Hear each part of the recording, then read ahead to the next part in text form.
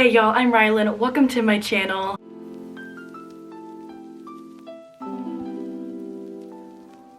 I'm here today in a little bit of a different spot because my fiance recently bought and moved into a new house, and this whole upstairs, this whole third floor is going to be my future office slash library, and I have brought some books over on a temporary shelf set up for right now while we convert those shelves into bookshelves over the next couple of months. But I am here because one, I want to start filming more videos over here, and two, because I'm just so excited to be in this space and be able to officially make it my library in the next couple of months. And I figured, why not go ahead and start filming over here, even in my little temporary setup with my temporary bookshelf that held all of the books that I was able to keep at my fiance's apartment before he moved over here. So today we are doing our February wrap up, and I'm just gonna go ahead and be honest. I have already slacked on my reading journal where I was going to be keeping track of every book that I read every month.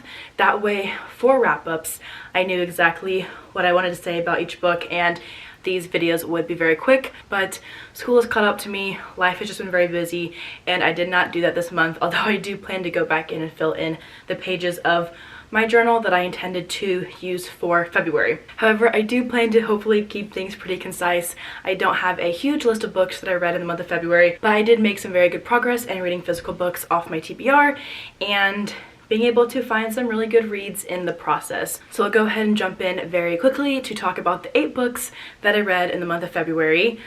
So like I just said 10 seconds ago, I read 8 books in the past month, and that totaled out to 2,706 pages. And of the 8 books that I read, all of them were from my physical bookshelves, so I was able to cross off 8 books from my unread TBR and be able to make some really great progress in getting my unread physical books down by the end of this year. So I've got 8 books to talk about. Several of them I have already unhauled. One of them is at my apartment and not here, so I'll just put pictures of those books up on the screen. February was full of romance for me. It was, of course, the month of love, and I embraced that. I did a Valentine's reading vlog and read romance for my book club and just really focused on that genre this month. So this video will consist of 7 romances and 1 contemporary fiction book, which we can go ahead and talk about first. The contemporary fiction book that I read in the month of February was The Favorites by Lane Fargo. This is a very new release. I got it from Book of the Month, and I buddy read it with my friends Aylin and Stasia. I'll have their channels linked down below as per usual. But this is a contemporary dark fiction book, I would argue, about 2 ice skaters who grew up together, were childhood best friends and first loves, and they end up going very pro in ice skating as a dancing couple, I guess. And the relationship is very toxic at times. A lot of drama goes on, and something ends up happening by the end of the book that is hinted out throughout the book, because this book is set up in a documentary format. So we're watching interviews from people who were involved in this couple's life while we're also flashing back to these scenes in their past.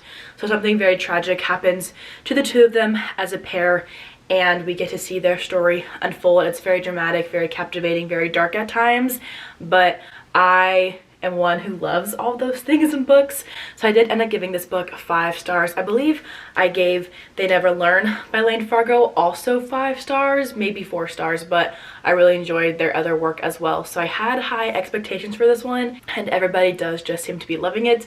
I did tab it a little bit with important stuff and also really good quotes, and this book is so very quotable, some very beautiful moments between the characters, and I just think that the writing was so well done and so captivating, and I loved it. So 5 stars to this book. Trigger warnings for The Favorites and every other book that I mentioned in this video will be in the description down below. I do like to have those accessible in videos where I talk about books that I've already read. The other 7 books that I read in the month of February were all romances, so we'll go ahead and dive into those very quickly. The first 3 that I read were for a romance reading vlog. I only own one of those books now still, and that is Not in Love by Ali Hazelwood. This is a STEM romance about our 2 main characters whose names I don't even remember, Rue and Eli, and Eli's company is kind of acquiring Rue and the company that she works for as a scientist. It's run by her best friend, and they are supposed to have a one-night stand. That doesn't happen until later, and they end up having this secret affair because Rue and Eli are not really supposed to be together, but they can't help but be together. And as the truth about the owner of Rue's company comes out, their chemistry grows at the same time. So there's conflict in that, and there's really great conversation surrounding hard and vulnerable topics, and the spice, as per usual, is on par, and the humor is great, and the heartfelt moments are very present, and I really enjoyed this book. Overall, I gave it 4.5 stars. Not my favorite novel by Ali Hazelwood, but still a very, very fun time, especially at the very end. I thought it was so cute. I loved it, but probably not my favorite one by her yet. I would still recommend it. I think that Ali Hazelwood writes the best male main characters, and Eli is no exception in this book. For the same vlog, I also read My Darling Bride by Elsa Madden Mills. This is a sports romance about a football player who gets into this fake marriage of convenience with a girl who he ends up falling in love with and falling very hard for, but she steals his car accidentally and gets it stolen in this whole chaotic thing that happens at the beginning of the book. And as kind of his quote-unquote revenge, he wants to get her to marry him so he can get an inheritance from his grandmother in order to help his brother out. And she very hesitantly agrees, and they start to fall for each other. I believe I gave this book 3 stars. Yes, I gave it 3 stars. I liked it, but I feel like for a romance, the characters weren't really together all that much, and there was some unnecessary drama / miscommunication between the two, because I think that one of my new gripes in romances is when the couples have assumptions about each other but aren't willing to voice those assumptions out loud, and that causes miscommunication and conflict. And that, tied with the lack of being together, like just in the same room, I felt like throughout a lot of the book, just really made me not love the romance or not really be on board with the romance, because I just kind of felt like I was missing something, and I think that those 2 things played a role in that. So 3 stars. Not my favorite book by the author, but I have read other ones that have been amazing, so would recommend this author in general. This book is just not my favorite. And then finally, for that vlog, I read Butcher and Blackbird by Brynne Weaver. I gave this book 3.5 stars. If you're not familiar with this book, it is about 2 serial killers who end up in this little competition with each other once a year, and while they're in this competition and they unalive people, he falls for her super hard, super fast, is very, very smitten, and she thinks that there's no way that he could really like her.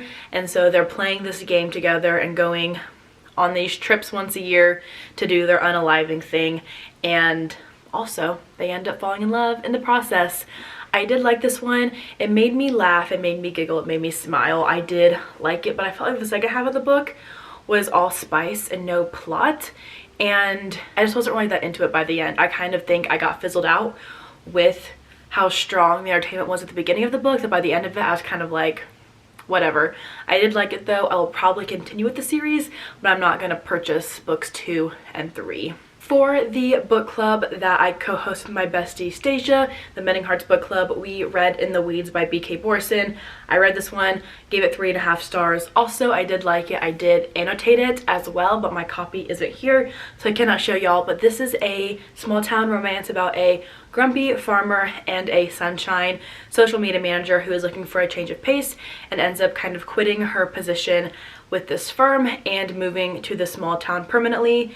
And she moves there knowing that the man that lives there on a farm is a man that she had a one-night stand with like months and months ago, and things are kind of awkward between them, but they end up spending a lot of time together, and their romance rekindles. I did give this book 3.5 stars. Also, I did like it.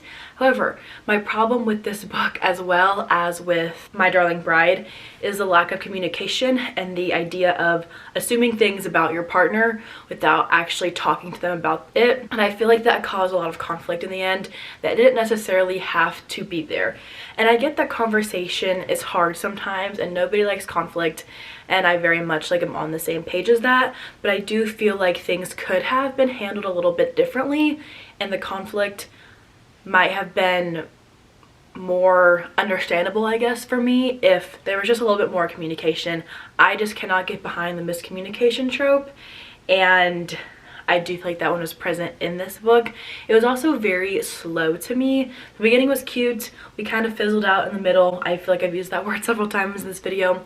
And then it was very cute again by the end. But some of those middle sections I was just kind of bored by and didn't hold my attention super well. However, I just still like it. Gave it 3 stars. Would recommend it. 3.5 stars. Would recommend it, and do plan to pick up the rest of the series at some point, since this was book 2 in the Love Life Farms series. And then the last 3 books that I read were from my TBR jar, or my TBR box that I use at the beginning of the month to pick out some books to read in February. So first I read The Wildest Dreams Duet by Gianna Darling. This consists of 2 books, Dangerous Temptation and Beautiful Nightmare. I read both and gave them 2 stars. This is a part of a huge romance world that a bunch of authors write for, like Gianna Darling, Kay Webster, Amelia Wilde, etc., etc. A bunch of authors write in this world where we're following the Constantines and the Morellis and their feud with each other, and I think the world is called the Midnight Dynasty. I did not know that going into this, but I have read 4 or 5 books from that world before, so I was kind of excited to dive back into this universe with all these authors and characters that I recognize from reading previous books. However, these 2 were just very bland to me. They were very quick reads. They just didn't really wow me very much. These are my first Gianna Darling books, so if you have any other recommendations, feel free to let me know. I wasn't super in love with these 2. The characters are very bland to me. Their chemistry was not great. The plot was interesting enough, and I did love our main character. I forget what her name is already. I did love her brother. Why can I not remember what her name is? It's gonna bother me. But I don't... Bianca. But otherwise, I just wasn't in love with the story. So 3 stars to both books. They were fine. I would check out more by the author, but these 2 were not my favorite. And then the final book that I read in the month of February was Blame It on the Champagne by Fiona Cole. I got to meet Fiona Cole last year and have this book signed by her. I unfortunately also gave this book 3 stars. I did not love the focus on alcohol in this book. It makes sense based on the title, but everything, I felt like every chapter was always about, oh, let's go get a drink to forget our problems, or to make our problems go away, let's go get alcohol. And I did not love that. I also just didn't really feel the chemistry between our 2 main characters, whose names are, I don't know, Vera and Nico. But this is a fake marriage, or a marriage of convenience, I guess. Yeah, a marriage of convenience between Vera and Nico. Vera is supposed to marry another man that works for her father's company, and instead she ends up marrying Nico, who wants to use her for his secret plans to take over her father's company. She does not know that, however, when they get married, but one night they get married. They have a one-night stand before then where they don't know that it's the other person because they're wearing masks at this party, and they end up getting married, and she hates him and he hates her, but really they don't hate each other.